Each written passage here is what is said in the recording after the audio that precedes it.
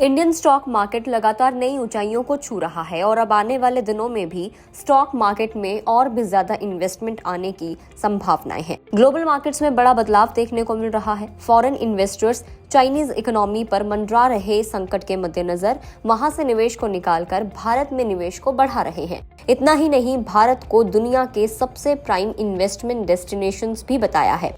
Global market में एक moments shift in दिनों देखने को मिल रहा है क्योंकि investors billions of dollars China की लड़खड़ाती इकोनॉमी से निकाल रहे हैं। करीब 2 डेकेड्स तक इस कंट्री को वर्ल्ड्स बिगेस्ट ग्रोथ स्टोरी के रूप में देखा जा रहा था, लेकिन अब हिस्टोरिक शिफ्ट देखने को मिल रहा है। अब उस कैश का ज्यादातर हिस्सा इंडिया की तरफ आ रहा है। Wall Street giants like Goldman सैक्स ग्रुप और मॉर्गन स्टैनली नेक्स्ट डेकेड के लिए साउथ एशियन नेशन को प्राइम इन्वेस्टमेंट डेस्टिनेशन मान रहे हैं। According to Bloomberg report, $62 billion के हेज फंड मार्शल वेस ने अपने फ्लैगशिप फंड में अमेरिका के बाद बिगेस्ट नेट लॉन्ग बेट यानी कि लंबी अवधि के लिए निवेश के लिए भारत को चुना है। ज्यूरिख बेस्ड वोंटोबेल होल्डिंग्स एजी ने अपने इमर्जिंग मार्केट होल्डिंग्स में भारत को टॉप पोजीशन पर रखा है। Janus Henderson Group PLC Bharat में फंड हाउस के एक्विजिशंस की संभावनाएं तलाश रहा है। चाइना के मुकाबले यहां तक कि जापान के traditionally conservative retail investors Bharat को निवेश के लिए ज्यादा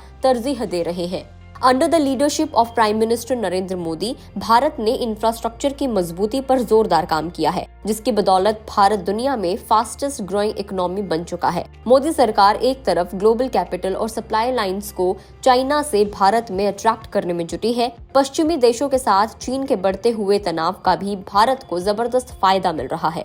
जापान के ट्रेडिशनल रिटेल इन्वेस्टर्स जो अब तक अमेरिका में इन्वेस्टमेंट को प्रेफर करते थे, वो भी अब भारत की तरफ अट्रैक्ट हो रहे हैं।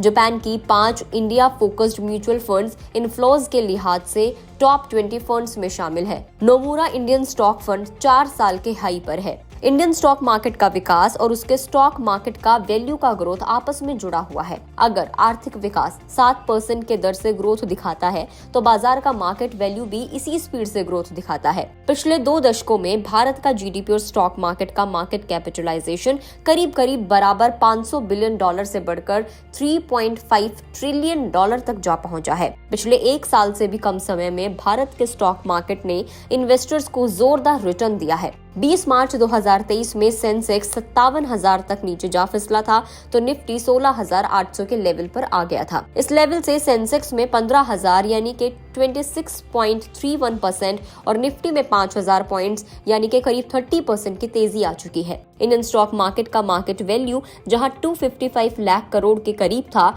वो अब बढ़कर 387 लाख करोड़ रुपीस पर आ चुका है। यानी कि 11 महीने में इंडियन मार्केट ने इन्वेस्टर्स की संपत्ति में 132 लाख करोड़ रुपए की बढ़ोतरी आई है। तो this is good news for India, जो कि हिस्टोरिक शिफ्ट देखने को मिल रहा है। वॉल स्ट्रीट जायंट्स अब चाइना पे भरोसा नहीं दिखा रहे। इनफैक्ट उनका जो भरोसा है वो भारत की तरफ बढ़ता हुआ दिख रहा है और भारत को प्राइम इन्वेस्टमेंट डेस्टिनेशन माना जा रहा है। वीडियो में इतना ही। इस बारे में आपका क्या कुछ सोचना है कमेंट करके जरूर बताएं।